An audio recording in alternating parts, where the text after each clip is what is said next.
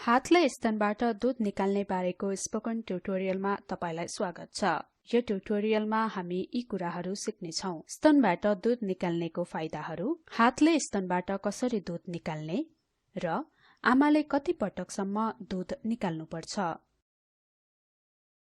स्तनबाट दूध निकाल्नको फाइदाहरू, ब्रेस्ट एन्गर्जमेन्टमा राहत दिन, स्तनको मुन्टो वरिपरिको गाडा भागको दुखाइ र सुक्खा भएमा उपचार गर्न, यदि बच्चालाई स्तनपान गराउँदा आमाको स्तनको मुन्टो एकदमै दुख्ने समस्या भएमा बच्चालाई दूध खुवाउन, आमाको दूधको उत्पादन बढाउन वा नियमित राख्न, आमा काममा जाँदा बच्चाको लागि आमाको दूध उपलब्ध गराउन, स्तनको मुन्टोको गाडा घेरा वरिपरिको भागलाई नरम पारी बच्चाको पहुँच स्तनसम्म पुर्याउन, अर्को स्तन चुसाउनु अघि बच्चाले पहिलो स्तनबाट पूर्ण रूपमा स्तनपान गरेको जाँच्न, पानी वा गाईको दूधको सट्टामा आमाको दूध प्रयोग गरी बच्चाको लागि पोषक परिपूरक खाना बनाउन र यस्ता शिशुहरूलाई दूध खुवाउन, समय नपुगी जन्मेका बच्चाहरू, बिरामी बच्चाहरू, कमजोर मांसपेशी भएका बच्चाहरू, ओठ वा तालु खुडे भएका बच्चाहरू र स्तनको भित्रसम्म मुख पुर्याउन असहज हुने बच्चाहरू। अब स्तनबाट दूध कसरी निकाल्ने सिकौं। स्तनबाट दूध निकाल्ने सबैभन्दा उत्तम तरिका भनेको हातले निचोर्नु हो, किनभने यो तरिकामा स्तनको मुन्टो वरिपरिको गाडा भागमा कम असहज हुनेछ। साथै यो तरिकामा कुनै साधन प्रयोग हुँदैन, जसले गर्दा आमाले जतासुकै र जुनसुकै समयमा पनि यसको प्रयोग गर्न सक्छिन्। हातले स्तन निचोर्ने भनेको एउटा सिक्ने कला हो र अभ्याससँगै यसमा सुधार आउनेछ। स्तन नरम भएको समय हातले निचोर्न सजिलो हुन्छ। त्यसैले आमाले यो तरिका बच्चा जन्मिएको पहिलो वा दोस्रो दिनमा सिक्नुपर्छ। आमाले स्तन निचोर्नु अघि निचोरेको दूध जम्मा गर्न एउटा स्टिल वा सिसाको गिलास तयार राख्नुपर्छ। आमाले अलि चौडा मुख भएको कप, गिलास, जग वा जार प्रयोग गर्नुपर्छ। उनले उक्त भाँडोलाई साबुन पानीले धुनुपर्छ। त्यसपछि उनले उक्त भाँडोलाई उम्लिएको पानीमा राख्नुपर्छ वा त्यसमै उम्लिएको पानी हालेर केही मिनेट यसै छोड्नुपर्छ। अनि त्यसपछि उनले भाँडोलाई यसै हावामा राखी वा सफा कपडाले ओबानो पार्न सक्छिन्। भाँडो ओबानो पार्न पहिले नै प्रयोग गरेको कपडा जस्तै भान्सामा प्रयोग गरेको कपडा प्रयोग गर्न हुँदैन।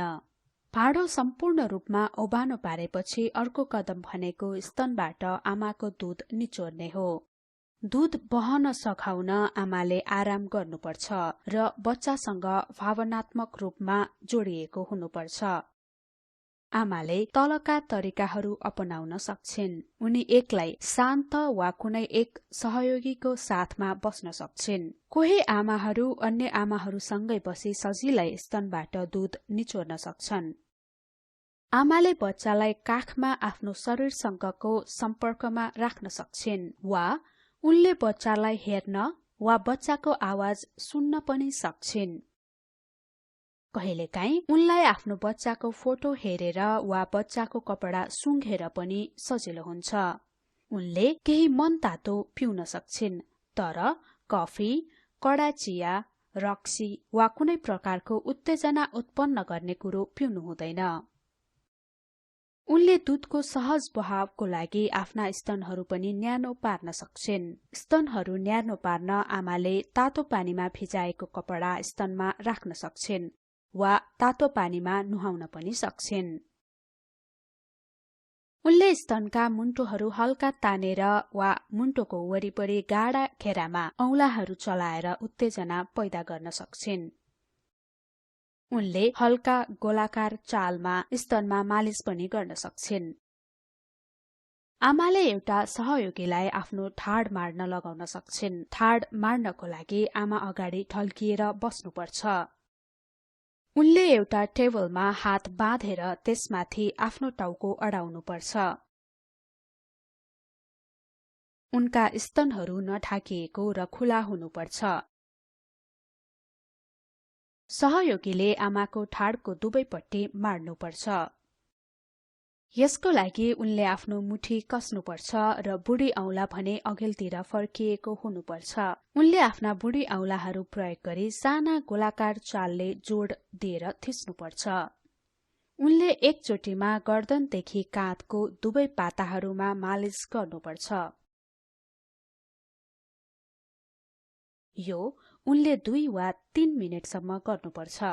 यी सबै कदमहरूले आमाको दूध निस्कन सघाउँछ।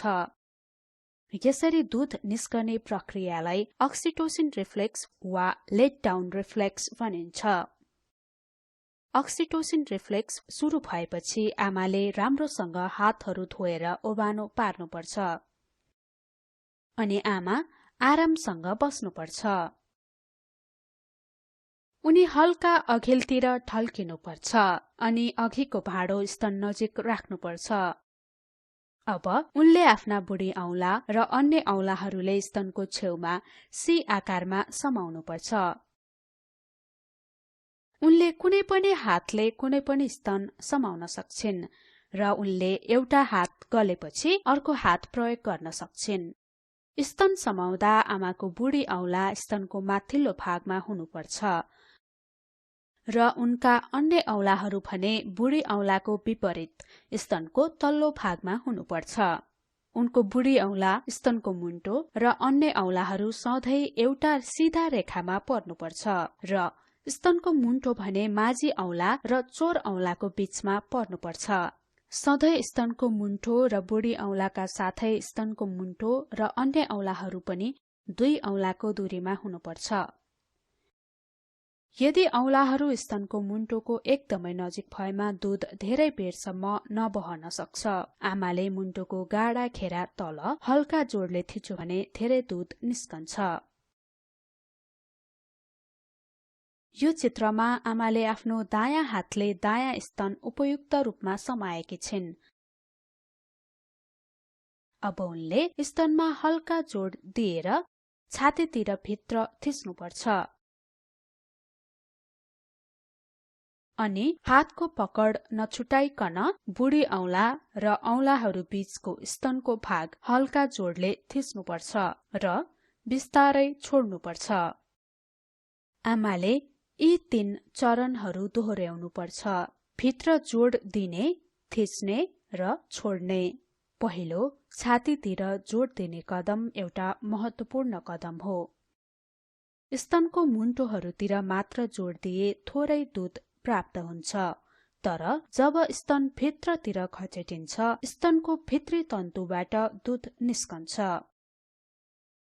तर एकदमै धेरै भित्र जोड दिनु भने हुँदैन, जसले गर्दा दुग्ध नलीहरू बन्द हुन सक्छन्। आमाले दूध निचोर्न थालेपछि पहिले एकदमै कम थोपा दूध मात्र आउन सक्छ। जब लेट डाउन रिफ्लेक्स सुरु हुन्छ, दूध बहन थाल्छ।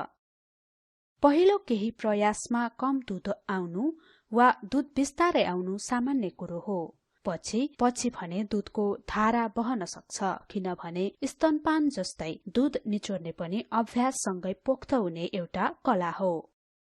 बच्चा जन्मेपछि आउने पहिलो दूध कोलोस्ट्रम भने एकदमै कम आउन सक्छ, तर यो शिशुको लागि पर्याप्त हुन्छ। यो बाक्लो र हल्का पहेँलो दूधमा शिशुको रक्षामा फाइदा पुर्याउने तत्त्वहरू प्रचुर मात्रामा पाइन्छन्।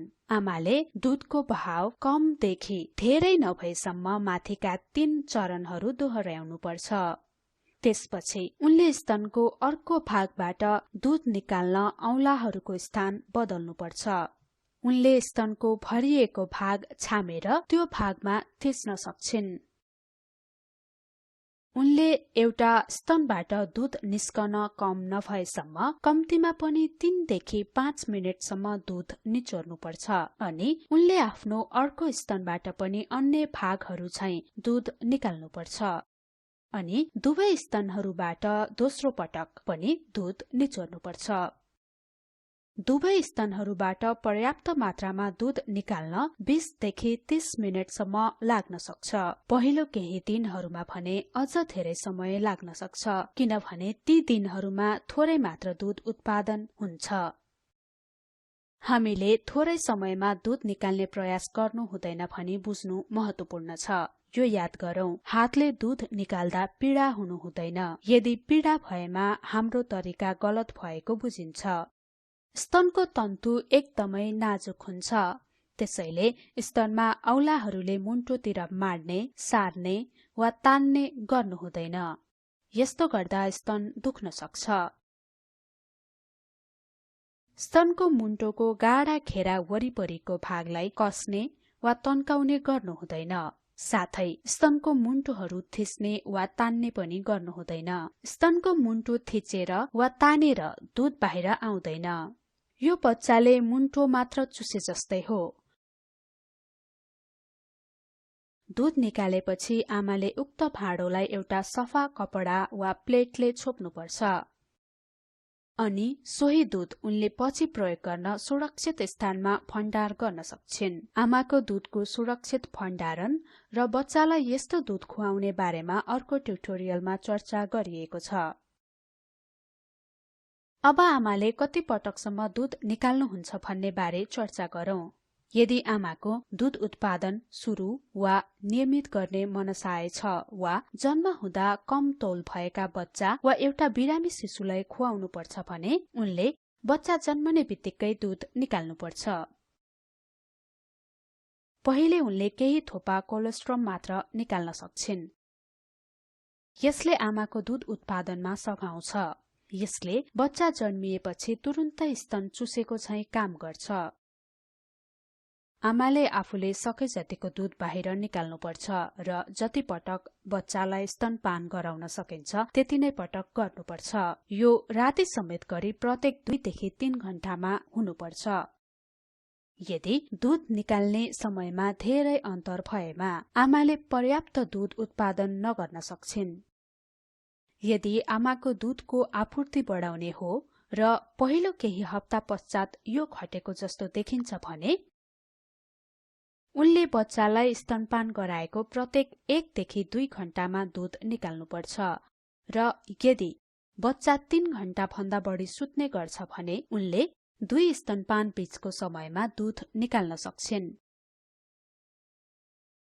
यदि विभिन्न लक्षणहरू जस्तै इन्गर्जमेन्ट वा काममा आफ्नो दूध चुहने समस्याबाट राहत पाउने उद्देश्य हो भने आमाले आवश्यकता अनुसार दूध निकाल्नुपर्छ। यदि यसको उद्देश्य भनेको स्तनको मुन्टोहरू स्वस्थ राख्नु हो भने आमाले आफ्नो दूधको थोपो निचोरेर मुन्टोमा रगड्नुपर्छ। यस्तो नुहाएपछि र स्तनपान पछि गर्नुपर्छ। यदि यसको उद्देश्य भनेको आमा काममा गएको समयको लागि बच्चालाई दूध बचाउने हो भने आमाले काममा भएको समयमा दूध निकाल्नुपर्छ, जसले गर्दा पर्याप्त आपूर्ति हुन्छ र उनले काममा जानु अघि पनि दूध निकाल्नुपर्छ र बच्चाको हेरचाह गर्ने व्यक्तिलाई दिनुपर्छ।